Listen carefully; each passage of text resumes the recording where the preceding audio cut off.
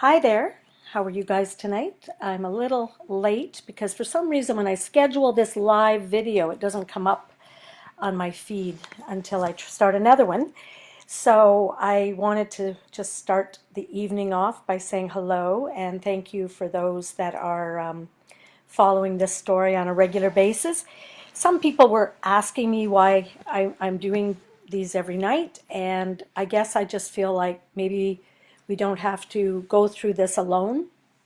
And sometimes a fun story is better than all the other stories that we're hearing all day, not to diminish those stories at all. Hi, Kelly. How are you? Hope you're well. Um, I just have a couple of announcements that I'd like to make before we get started because some people listen to this later. I'd like to thank Jeanette Arsenault, who has also been a sponsor for my shows, and the show in Picton was something she sponsored, but because it's canceled, she has kept being a sponsor to support my work, and I appreciate that very much, Jeanette. You've been a big supporter the whole time over the years. Hey, Kelly, thanks for saying hi. It's good to see you. Hi, Jacqueline. How's Ireland? I hope you're, what are you doing up so late? And we also have a little bit of information I wanted to tell you is I'm holding my Sunday workshop at 9 a.m. on Sunday, and it's on the Zoom call. And if you want to join us, it's by donation only. So it's not like you can put whatever you have or need in, and it's an hour to access your memories, to have an hour to hold the space to write. It's really funny because we're all in lockdown, but people are saying they're so busy in lockdown that they're not writing and creating. So that's insane because, yeah, we got to have this time if we want for creativity. It's really hard to get your mind to focus when there's so much going on. And one last thing before I get this story started is I just wanted to also wish my love to Christine, who's in Indonesia right now, very scared because there's been this landslide threats and some of her garden has washed away, and she may have to relocate in a time like this. It's very difficult. And I'd also like to send my love out to Greg, a man I know in Mexico whose dad is very ill with COVID, and he's in New York, and it's a very dire situation.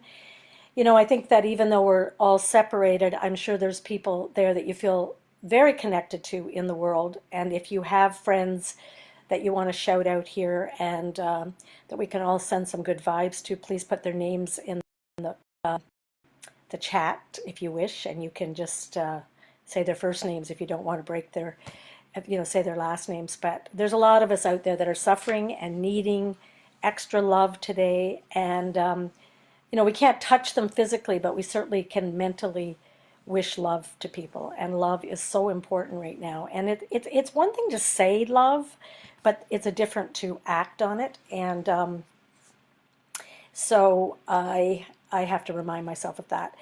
Yesterday was kind of weird. Hi, Maria. Yeah, yesterday was weird. I didn't do the thing. I didn't feel right. I had a great day, but a really sort of angry incident happened at the grocery store, and somebody tried to butt in line outside, and then the manager was threatening, and this guy behind me, he starts getting activated, and it was just like, oh my gosh, I'm in the beaches and it's going crazy. So it was 3:30 in the afternoon, and I texted my sister to tell her that a fight almost broke out. And the first thing she texted back was, well, did you start it? And I was like, no, no. I felt like I was outside the Paisley Hotel in Napanee at 1 a.m. It's like, it's closing time. So anyway, it kind of disturbed me. And then I went inside, and of course, there was a beautiful woman that works there. She's my age, and she works there, and she's always very kind to me.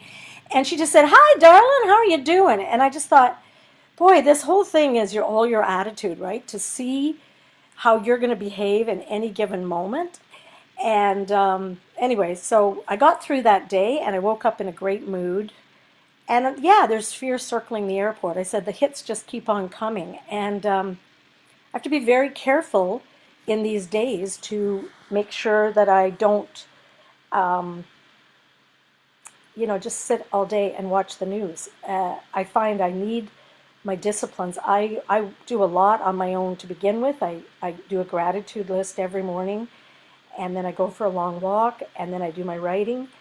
And I realize I can still do those things. And then I try to hold the space for this grief that's coming up in all that we've lost. And I don't want this time to be a time where I look for everybody to be wrong. And it's a real easy habit to get into, to just get into anger and get into that people aren't getting this fast enough. But man, we've gone through a heck of a lot, not just in our own lives, but on a global level in a way that most of us do not know. So I hope you'll be kind to each other as best you can and feed your mind positive things during the day, because we can still be informed of what's going on and be reasonable and stay home. But what we do with our waking hours, we can find happiness and joy and look for things that really make us feel safe in this, because there's a primitive part of our brain that likes to be on high alert, and it can't be on high alert for long, or it's going to feel like everything doesn't have any discerning ability. So just turn off the news once in a while and try to listen to some great music or go for a walk. I know many of you got great habits and hobbies. I wish I had a hobby. Nothing. So anyway, I'm going to get to my story now. I've been jibber-jabbering enough. So this story, we voted on it. It's the cat on Broadway stories that we're going to tell that story. And the ones that voted for the candy story, I'll do that the next time I do a video. I'd also like to ask you if there's anything you'd like to talk about.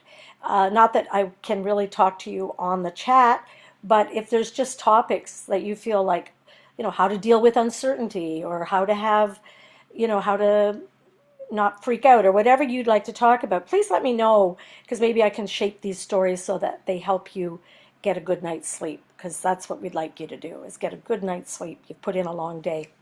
So here's your bedtime story. And I was really funny who all voted for this story were all actors, mostly, but it is a good one. So I don't know, do you remember this actress called Elizabeth Ashby? Anyone remember her? She was on Evening Shade with Burt Reynolds years and years ago in the 80s, I think. And she's an older actress, obviously, and she was on Broadway, and she was in a show called Cat in a Hot Tin Roof by Tennessee Williams. And she rehearsed a lot for this part of Maggie, she's the cat. She's the starving cat who doesn't have any love because of her husband. And so in order to get ready for the role, she rehearsed. Now, anyone that knows rehearsals, they take about 3 to 6 weeks, sometimes longer. And so she practiced being a hungry cat. And what happened was she went out into the alleyways and she looked at all the cats that were starving, and then she created a character that had the same moves as a starving cat. She had accolades for this performance. She won a Tony Award. Everyone, sold out to see her perform. She was brilliant. And then one day she's performing in a matinee. And for most actors, the scariest thing that happens is that people eat candy and make noise. But from the audience, she heard this noise of a dog. And the dog was going like that. And she was trying to continue, because it's not improv. She has to follow the script. And then like that. And finally, she just couldn't take it anymore. She couldn't focus. She went to the edge of the stage and she said, "Excuse me, who is ever making that noise, will you please stop?" And as she said it, a man stood up, and he was blind, and he had a seeing eye dog, and that's the dog that was making the noise. That was the sound.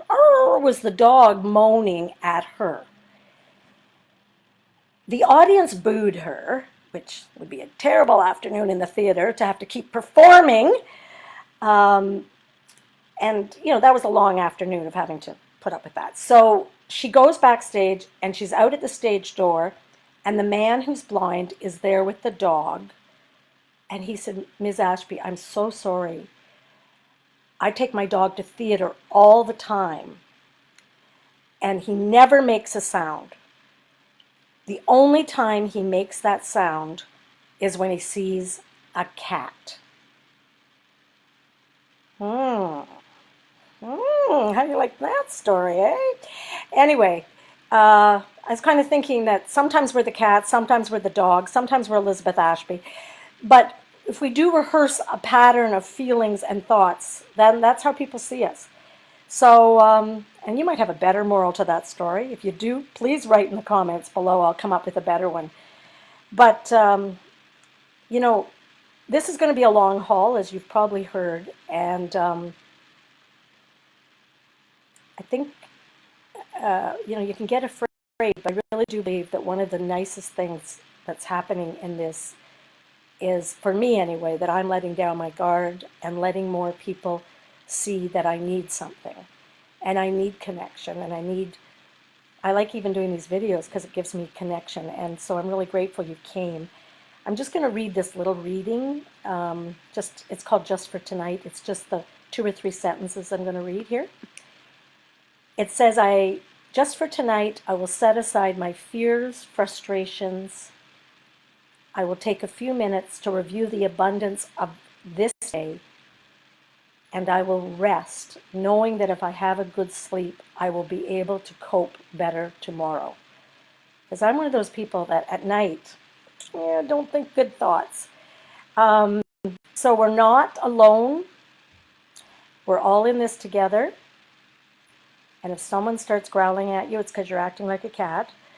And I thought we could end with this song by Chris Christopherson and Lady Antebellum with Help Me Make It Through the Night. Thank you. See you next time. Bye. Let the devil take tomorrow. Yeah, I won't sing, guys. You're probably sick of that. 'Cause Lord, tonight I need a friend. Okay. Yesterday, Chris Christopherson. gone. Good old Chris. And tomorrow's outside.